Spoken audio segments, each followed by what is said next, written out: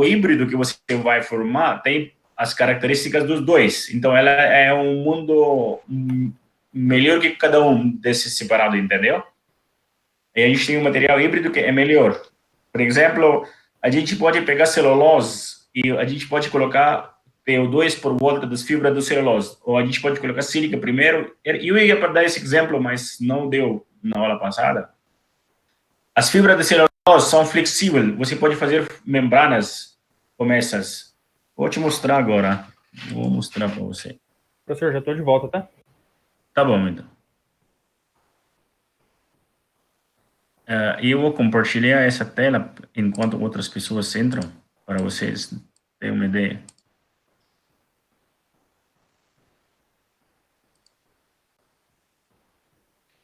Você está vendo a tela agora? Sim, estou vendo.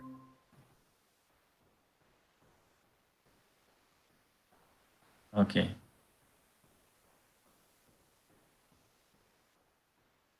Tá, aqui é uma celulose bacteriana que a gente chama, é um tipo de celulose igual papel, só que ela tem as fibras dela, você vê aqui, ó, as fibras dela são muito finas, são nanométricas. Quando você vê o papel normal, a base da planta, você vê que essas fibras são grandes, são de micrômetros, mas aqui são nanômetros. Então, esse é um exemplo do material orgânico que é feito pela essa bactéria, né? Essa é uma bactéria que está... Essa é a material de excreção dela, ela usa o glucose e forma celulose a partir daquele glucose que ela consome, né, como comida da bactéria. Essa membrana, quando você vê, ela tem fibras nanométricas. Isso é uma alta magnificação quando você faz secagem supercrítica. Então, você não destrói as poros, mas quando você faz uma secagem normal, você destrói assim, uma boa porção desses poros. Aqui é uma foto, né? Quando você seca essa membrana, parece desse jeito. Aqui é o microscópio, a imagem do microscópio. Aí você vê que você pode pegar esse celulose e colocar sílica por volta. Então, a sílica tem aquela propriedade de absorver, ela é uma boa, ela absorve bem e ela dá a estabilidade mecânica. O que você pode fazer é você pega celulose e você pega TO2 ou sulfeto do molibdênio. Então, isso é a parte inorgânica, esse lado.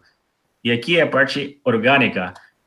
E a parte inorgânica tem suas propriedades, por exemplo, TO2 e MSO2 têm propriedades fotocatalíticas, e elas têm uma boa superfície, alta área superficial, e pode fazer mesoporosos. E celulose, ela tem uma estabilidade mecânica, ela é flexível, e você pode fazer monolitos, tipo, grandes pedaços igual esses, então você pode fazer membranas. Aí, quando você combina esses dois, você tem um material híbrido, né? E a gente chama do monolito do aerogés. E aqui são vários exemplos que eu fiz em Araraquara. Então, aqui, ó, celulose, aqui é um exemplo dela. A gente pode colocar sulfeto do molibdênio, né? Que alguém está entrando.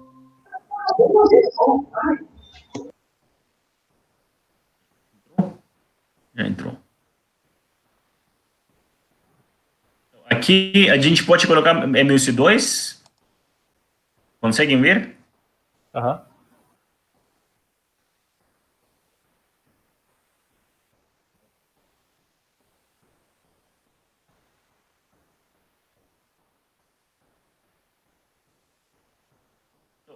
Aqui a gente pode colocar MUC2. MUC2 tem um cor preto. Aí a membrana fica preta, mas também podemos colocar o vanadato do bismuto, por exemplo, nessa membrana. Ou a gente pode colocar primeiro sílica e depois colocar sílica TO2. E podemos usar essas num reator para poder fazer fotodegradação. Por exemplo, a água pode entrar nessa membrana, e enquanto entra, ela, por causa dessa presença do TO2 e sílica TO2, ela vai degradando os poluentes. Aqui são imagens, ó, aqui são celulose bacteriana pura, e aqui quando você faz uma deposição do TO2, vocês conseguem ver a diferença daqui para cá, né? Então, a microscopia nos mostra como que é a morfologia do TO2 em cima do celulose, e aqui sílica primeiro e depois uma camada de TO2. E são morfologias distintas. Quando você coloca o anadato do bismuto, as partículas são maiores. E aqui é a degradação, né? Então, você pode ver que o celulose nesse serve como suporte para TO2. Por exemplo, a partícula TO2, você não pode fazer um filtro, porque ela não tem flexibilidade, mas você pode colocar o TO2 por volta de uma celulose, né, da fibra do celulose, aí você tem um monolito, uma membrana nanoestruturada, onde você tem um material inorgânico fotoativo em cima dessas fibras. Então, você pode fazer estruturas orgânicas, inorgânicas, que têm boas propriedades. O esquema, né, de tipo, a gente submeteu esse artigo, fizemos esse reator. Então, aqui se tem metais pesados e poluentes orgânicos, eles vão, através de uma bomba, passa nessa membrana aqui, ó, a membrana está aqui. Então, quando ela passa na membrana, você reage com luz. E acontece fotocatálise, esse processo. Aí, a água que sai desse lado... Então, isso é que, quando eu falei do material orgânico e inorgânico, é fotoativo. Então, se viu que a gente está colocando dois tipos de materiais.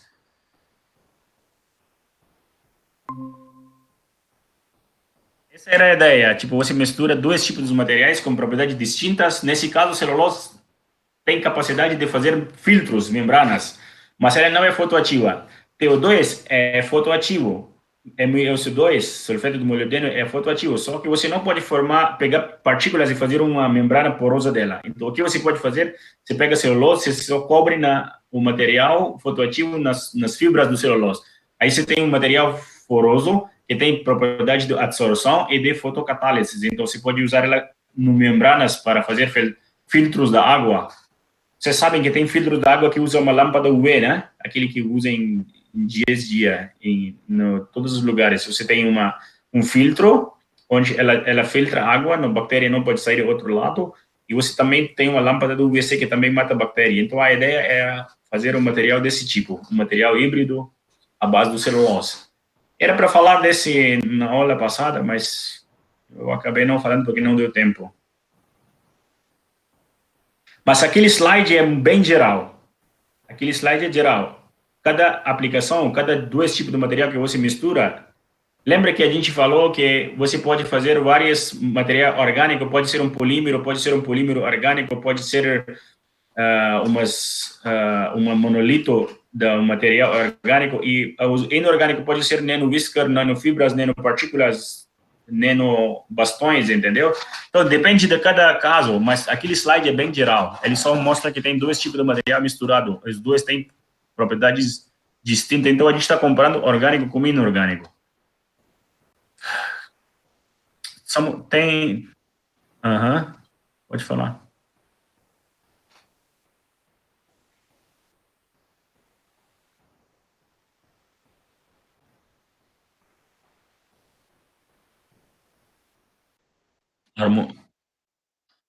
Hormuzil?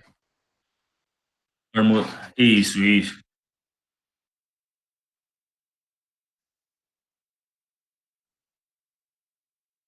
Sim, sim. Sim, sim, pode falar. Fosfotangístico. Tongístico, isso. Certo.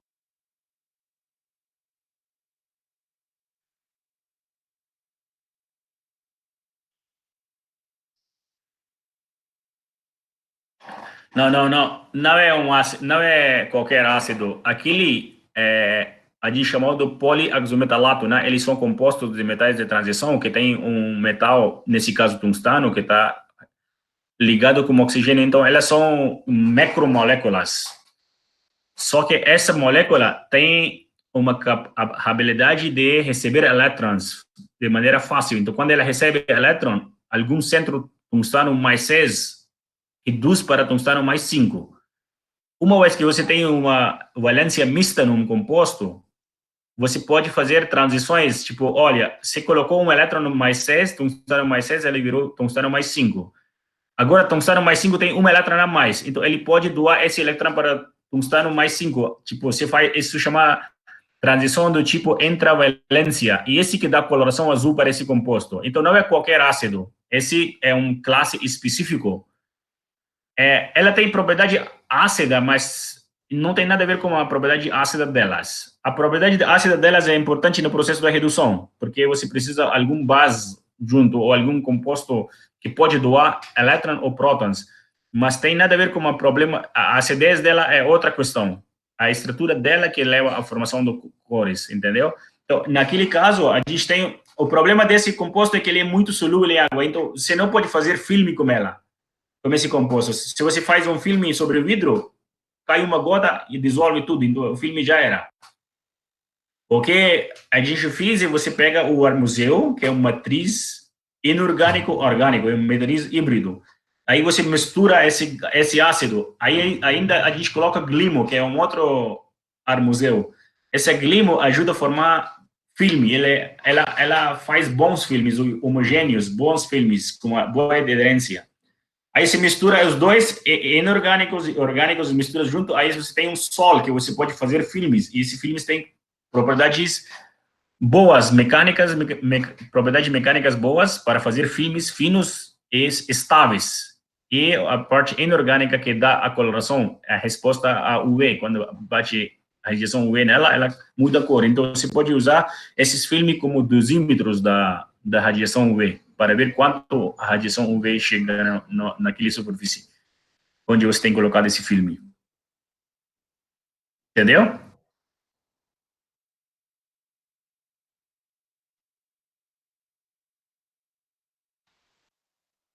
A água, a água é simplesmente para fazer hidrólise, porque vocês conseguem ver que eu coloco etanol, então é alguma coisa não aquosa, mas para formar uma matriz a partir do sol gel, a gente precisa hidrólise, lembram? Hidrólise.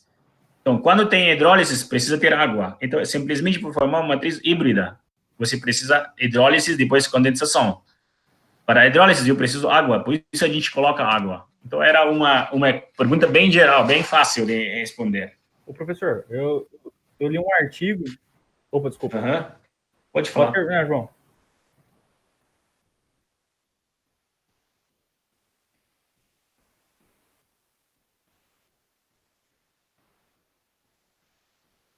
Aí, eu acho que eu vi você respondendo esse ponto, mas eu não sei se ela afeta a porosidade. Se ela afeta a porosidade, mas aqui a resposta mais fácil e direta e que é bem verdadeira é que a gente precisa de hidrólise e policondensação no material. Para hidrólise, você precisa de água, entendeu? Água é reagente importante do processo sol-gelo. Pode falar, Jeder. Professor, ele fala sobre formação de rede tridimensional. Achei uns 2 artigos, né? Falavam sobre o Sol-Gel, falavam sobre o processo e tudo mais. E um dos pontos ele falou disso, que a água é para hidrólise, como o senhor falou, mas pela formação da rede tridimensional. Eu escrevi, mas eu não entendi muito bem o que isso... Não. Você precisa de hidrólise. Por exemplo, olha, você tem um metal, por exemplo, sílica, o silício, você tem oxigênio e depois um grupo orgânico. Se você não tira o grupo orgânico para formar um radical alcoóxido, né? E você não vai formar rede. Então, a ideia dele é que a água quebra a ligação, como, por exemplo, no TEOS é tóxido, o grupo é tóxido. Então, o grupo C2H5 sai e você tem um silício ligado com oxigênio com carga negativa. Então, você forma a gente chama do alcoóxido, né? Um oxigênio com carga negativa. Aí, uma vez que você formou isso, ela vai reagir como outra molécula precursor e essa cadeia vai se formando. Então, para a água é essencial para fazer esse ataque nucleofílico nesse centro do silício para poder tirar o alcoóxido, entendeu? Certo. Para formar essa rede. Então, você precisa realmente hidrolisar o material. O material hidrolisado vai condensar, formando redes tridimensionais. Ah, sim, então. Obrigado. Eu vou pegar água, já volto, não esqueci água.